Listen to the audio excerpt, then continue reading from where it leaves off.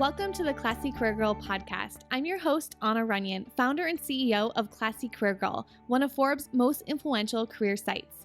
This is a podcast for a community of women who want to turn their passions into work they love. You'll learn how to become happy, successful, and balanced with class, skill, and style. We believe that you can create your future. So stop delaying your great life. Go put yourself out there. You can have your great life and career right now.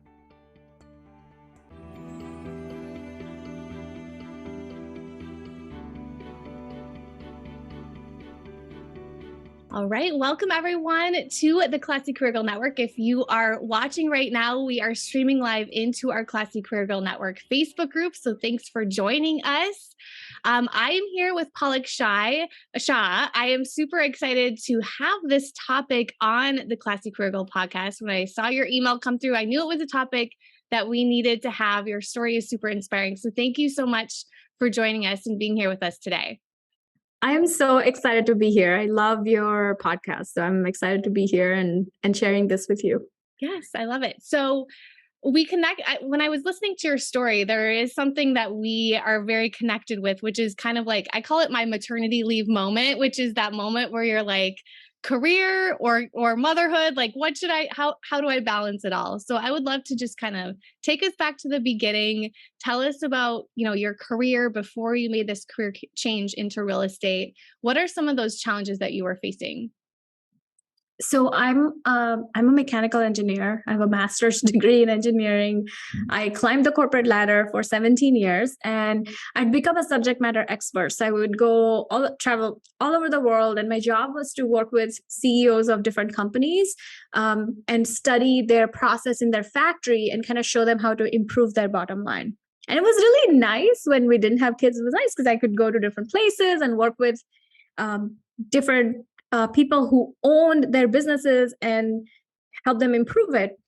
And I never really stopped to think that I was actually improving somebody else's bottom line and not my own, right? Never thought about that. It was just a really great climb to corporate ladder, which is what a lot of us are that's how a lot of us are trained to think. And then my husband and I waited till our late 30s to have kids because that's what they tell you to do, get financially stable and do all the right things and then have kids.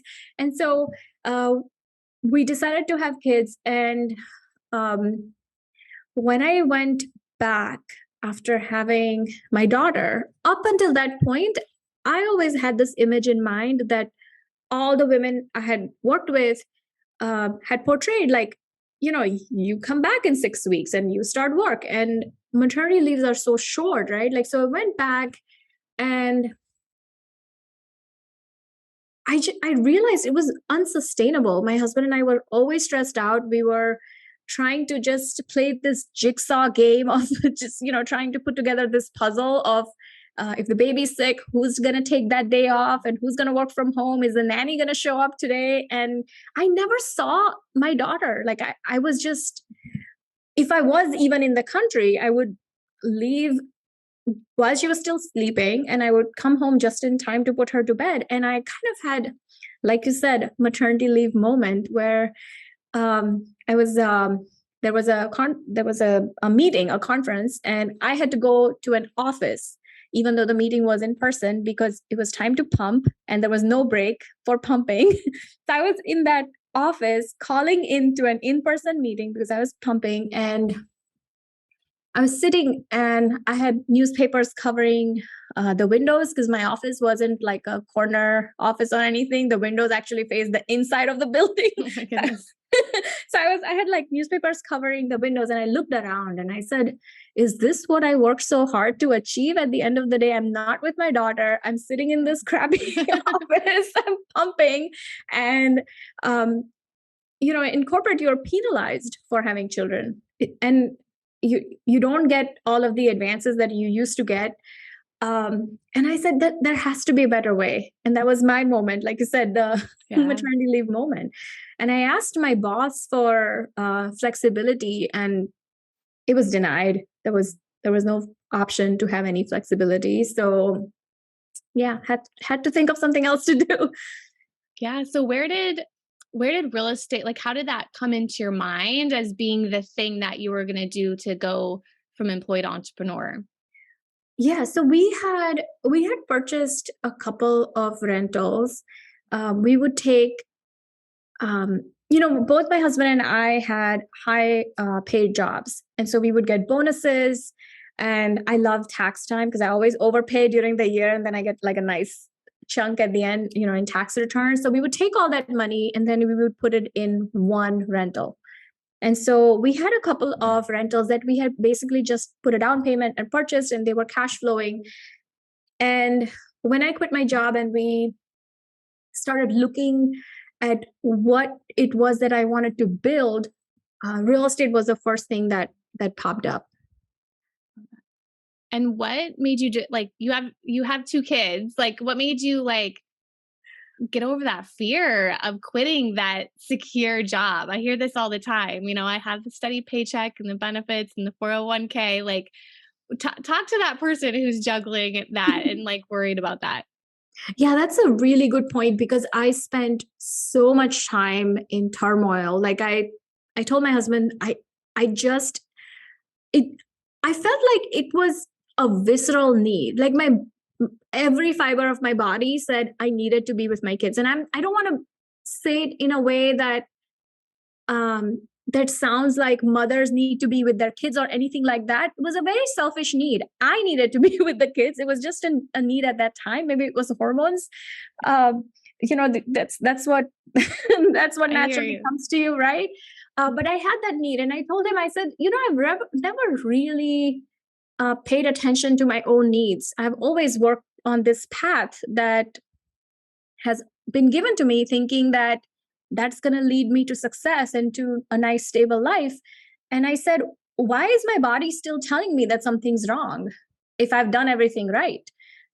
And yeah, I spent months struggling with this idea because my mom, she was a single mom. She raised me and she worked really hard so I could have all the opportunities she didn't have. And it was a very tough choice to make. I remember Googling so many different ways of like, quit my high paid job. How do I quit my, is it okay to quit your job after you have kids? So many struggles that I went through. And the big thing that I had to come to terms with was my self-worth, and understand that we as women, we are worthy of being able to nurture our children if that's what we want, and at the same time make a financial impact if that's what we want. We are worthy of having both, and we shouldn't have to choose. And if it's our own choice to choose one versus the other, that's totally okay, but society shouldn't control that choice for us. Exactly. And just really coming to terms with the fact that I'm going to make a path for myself and I'm going to make that choice for myself. I had to, instead of thinking I'm giving up something, I shifted my mindset to thinking about what I was going to build. And that really helped me make that shift. So if you're like a high paid individual, a high paid woman, you're thinking about quitting your job, instead of thinking like, am I going to give up my career? Shift that mindset into, I'm meant for way more than this. And that kind of helps turn that around. And does this go into, because I know something that you talk about is the high earners paradox too, where the above average salary keeps folks from building wealth, and how do you get out of that? Yeah, that's such a great such a great point to bring up. So this is my biggest rant. I talk about this all the time. Go for it. Because we keep getting pushed into these scenarios where we're climbing the corporate ladder. However, the higher up you go, the less time you have for yourself, for your family, for building wealth. And it actually stops us from building wealth, because then we have no time to devote to learning everything that we need to learn to build wealth. And building wealth is completely different than making a high paycheck. And that difference is really not very clear when you have a high paying job. It's not about how much you're making, it's about how much you're keeping and how much you're growing, right? Yeah. So help our audience get started with that. They have those high paychecks or, there's income coming in. They want to start investing part-time. How do you position that to yourself working full-time on this too? So I would say there are maybe three different investor personas, three different archetypes. So kind of think about where you fit, right? So the first one is a lot of people have no money, but they have a lot of time, right? This is someone who's going to be very into the zero money down strategies, DIY everything, figure out how to do construction on your own, have a lot of margin on every deal, things like that. That wasn't me. I had very little time and I was making decent money. And the other end of the spectrum is somebody who has no time, but who has a lot of money, right? So that other end of the spectrum, the right strategy that would be fit for them is to invest in somebody else's deals, invest in a real estate syndication where someone invests that money for you. And you make a nice return, still better than stock market, still a tangible asset at the end of the day, right? And then there is somebody in the middle, which is where I was, which, you have a little bit of time, you're making a decent income. I think the best fit for someone like that is to figure out how you're going to build a scalable portfolio that's going to allow you to slowly replicate your income so you can get out of the grind. Mm-hmm. And what are some of the mistakes that you see new investors make? Some of the mistakes I've seen investors make. So the number one thing I see investors do is you get interested in real estate investing. And I see people start dabbling in everything.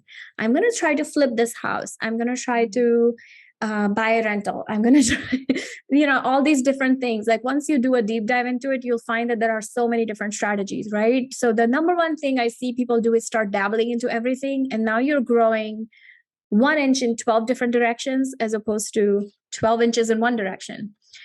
That's the biggest thing I see people do.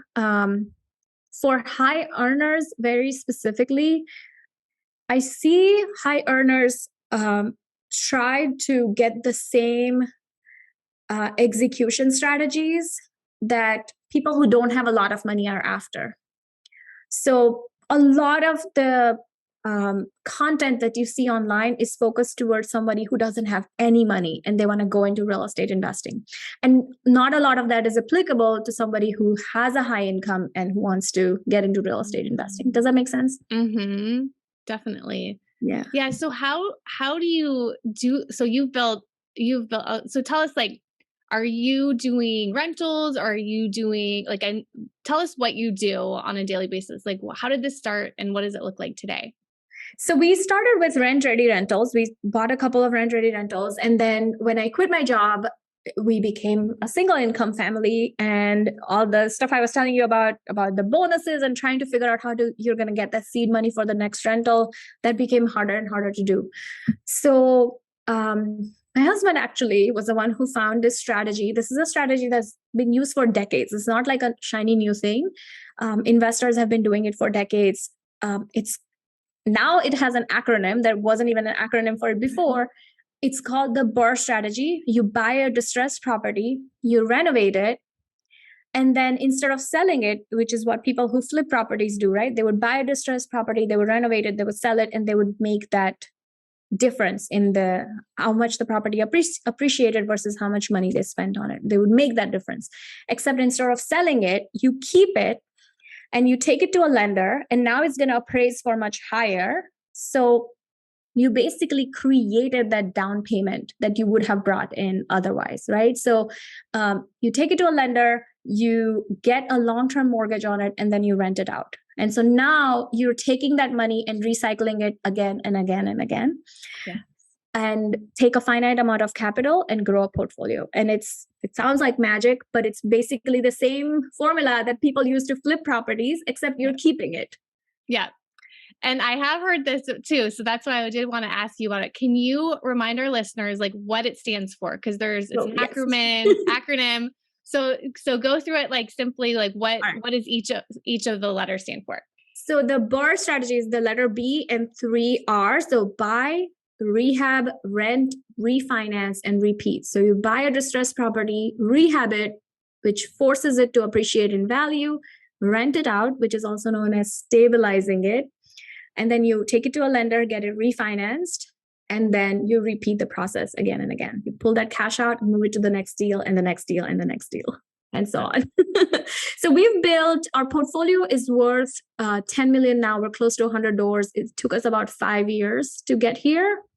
And 2 years ago, my husband also retired from his high-paid corporate job. So this strategy works. You just have to commit to one thing and grow in that one direction. That's so smart, because I know that that's overwhelming. There's so many different things that you can do, and so many opportunities. And I think it's interesting to me. My brother, he does Airbnbs, and he flips, and he buys auction, and he's the number one person you were talking about. No, he has time, and this is his thing. My husband and I look at him like, we don't have the time to do that. We run a business. So I'm glad you kind of like put it in the different areas, because for people who are busy with their work, like a lot of our listeners, it's good to know that you can do this too. Like, who does all the work? Who does the renovating for you all? So we're really big on focusing on 3 things. If you running this business as a busy person, focus on learning how to analyze deals accurately, focus on understanding finance. And the third one is focus on really building and running a good, solid team. And so our team does all our renovations. And that's how, if you're a busy person, that's how it should be approached to be able to scale it. Yes, definitely. So are you ready for our Classy Career Girl lightning round? All right. I think so. Okay, let's go. Let's go. Yeah. You got it. Okay. All right. I'm excited to see what else comes out, because you have so much experience. So number 1, what is your best financial advice? My best financial advice is, as women, we always think that either we can be nurturers or we can be wealthy. And my biggest piece of advice is you can be both. And making money doesn't need as much time as we think. So focus on how you can make a lot of money with the least amount of time. And what is it that's going to give you that?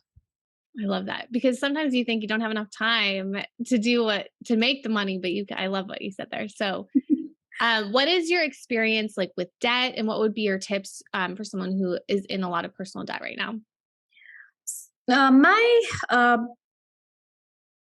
My biggest advice for getting a handle on debt is focus on the high interest rate options first. Make sure that you pay them off first and then move down slowly, but also understand that there is such a thing as good debt, and growing a portfolio is dependent on being able to get good debt, and getting really, really a good handle on finances and understanding how debt works allows you to play the game and and have good cash flow with good debt in place. So I would pay off the higher interest rate stuff first and then move downwards.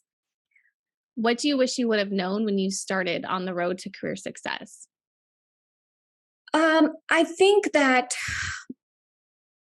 throughout my career, almost every supervisor has told me to trust my instincts, and I never believed them until I came in business for myself. And then I didn't have a supervisor to look up to, and I had to figure it out for myself. And I realized I do have good instincts.